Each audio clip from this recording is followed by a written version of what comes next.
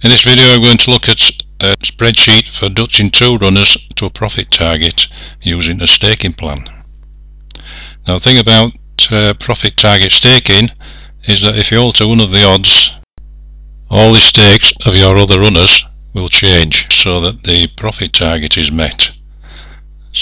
And also another thing is that you need to make sure you're staking to less than a 100% buck.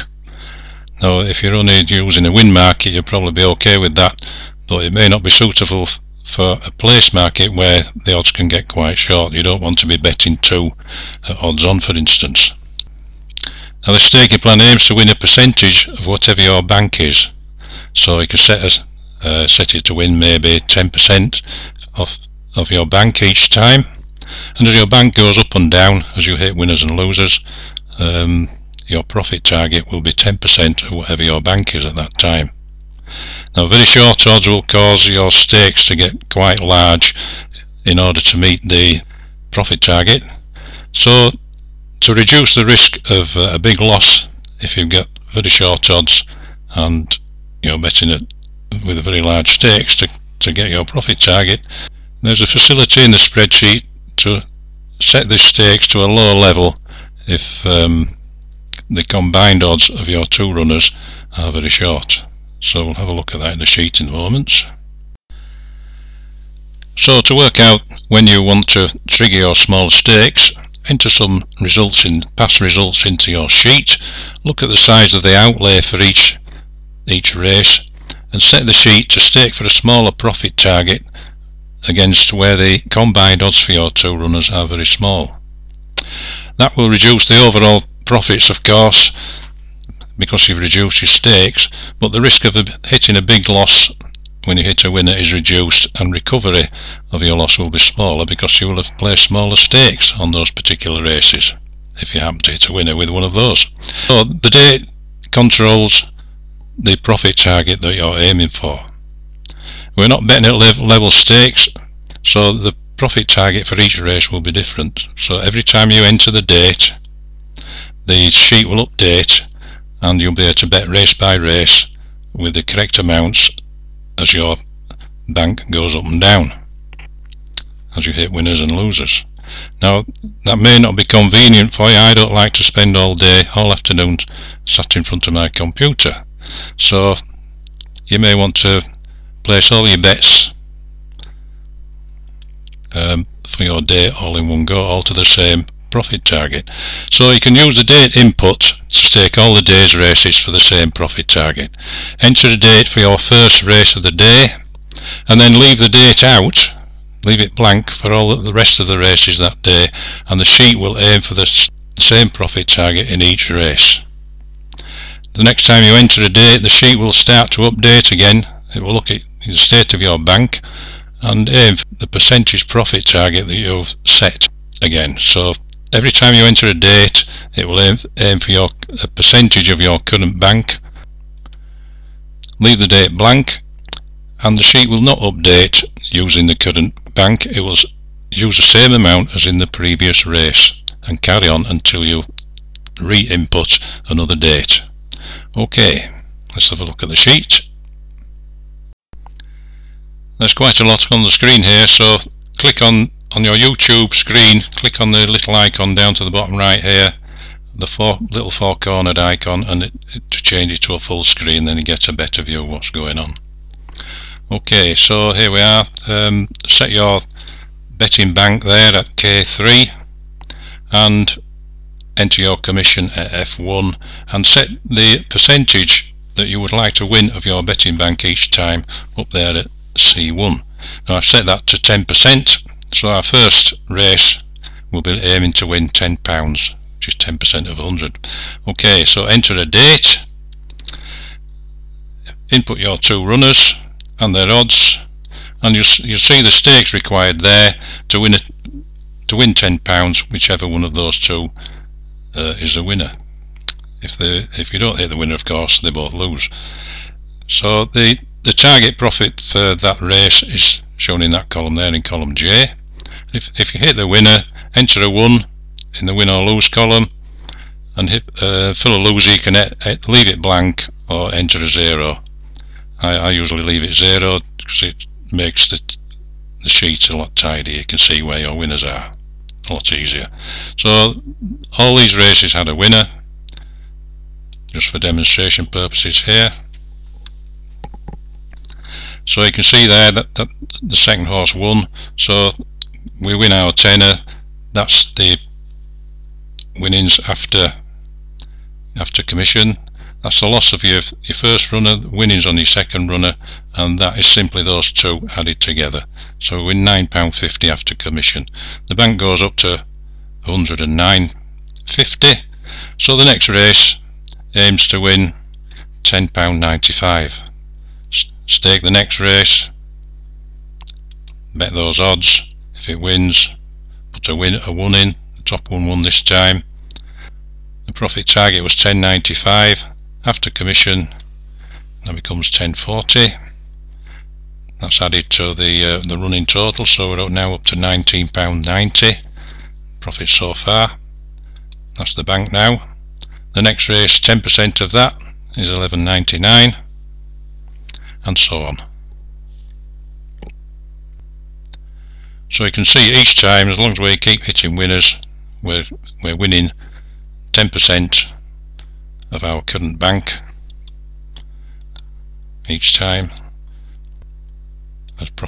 as your profits there accumulated there, and here's your bank increasing.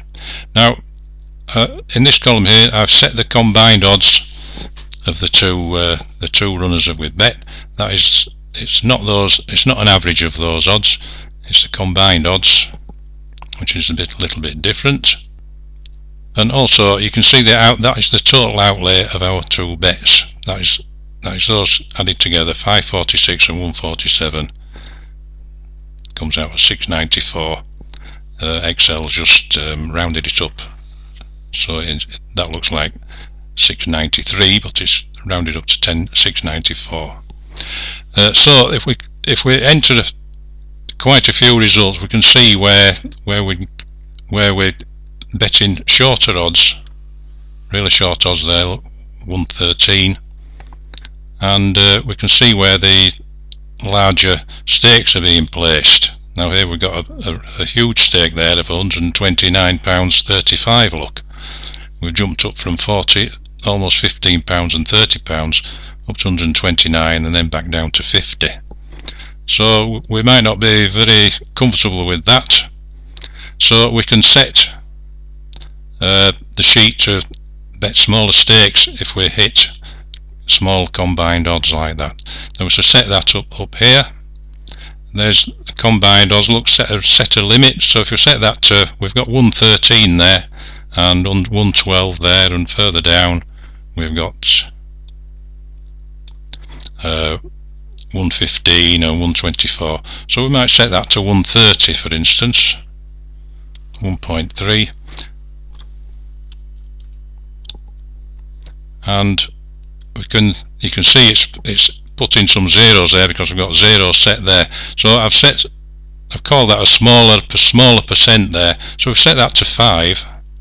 It will now stake to win half of what it was aiming to stake in those races where the odds are 130 or below. So we've got 130 there, look, and for this one here we've got 113, and further down we've got some more races, a couple of races there and another one down there. They're at 112, 115 and 124. So with those set, these stakes are halved here now. And you can see the profit target that it's aiming for in that race is only £5.48. If I put that back to 1, you'll see that will change back up to 10.95, look. So change that back up to 130 and it's down to 5.48. So we can use these two cells here to even out these huge stakes. Then you can swap that, move that down a bit further if you want. You could put 2% in there, and that really levels things out here, look. There don't appear to be any huge bets there. Now of course doing that affects your overall profits, so I'll just show you what happens if we do that. At the moment we've got a few races in here and the profit so far is £290.13, and if I put smaller stakes in, you'll see that will drop down to 172. So you've lost something of your profits, but things become far more comfortable from a betting stakes point of view. Now 2% might not be what you're looking for, so maybe just halving your bet stakes might be more in line with what you're looking for. So that will drop it down to 212 instead of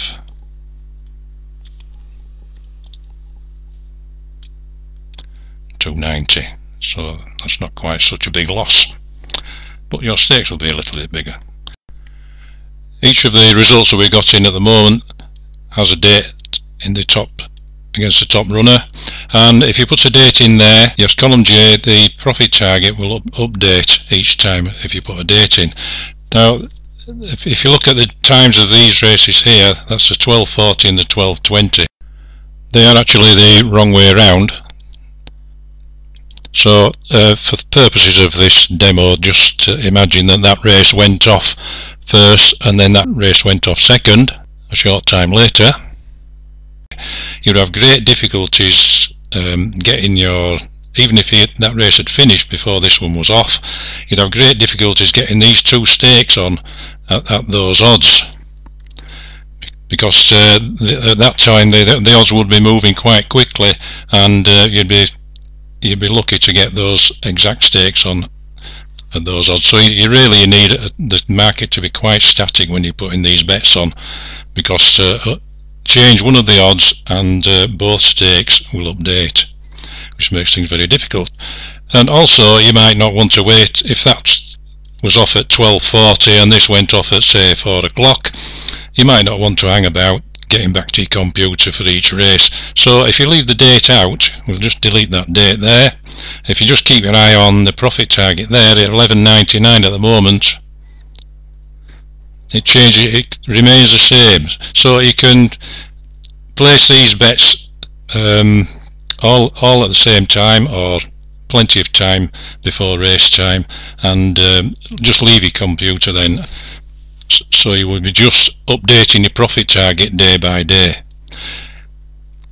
Now if we once you put another date in, the profit target then updates to what the bank is in the previous race. So if we delete a few dates, you'll see that the profit targets all stay the same. Look, we've got a date in for our first race there. If these were all on the same day, they would all have the same profit target all down there, look, at 10.95. And then when we input the next date, the next time we want to bet, the profit target updates to whatever the bank was. There, look, 161. We've got 10% of that now at 16.15. Okay, so you need to, if you're betting race by race, put your dates in. And if you don't want to bet race by race, just put the first date in and then leave the dates blank until you want to update your profit target again. Okay, now further over to the right is a graph showing your progress, the progress of your trades, and that goes, you can see it goes from race 1 up to race 201. So there's 201 races in this sheet. And I've had to put a column there to accommodate the graph, and all that is it's whatever your running total is there. Look, 950, and misaligned 1990, and then the next one's 3031. Look, and then the next one's 4071. So it's just a graph of that column really.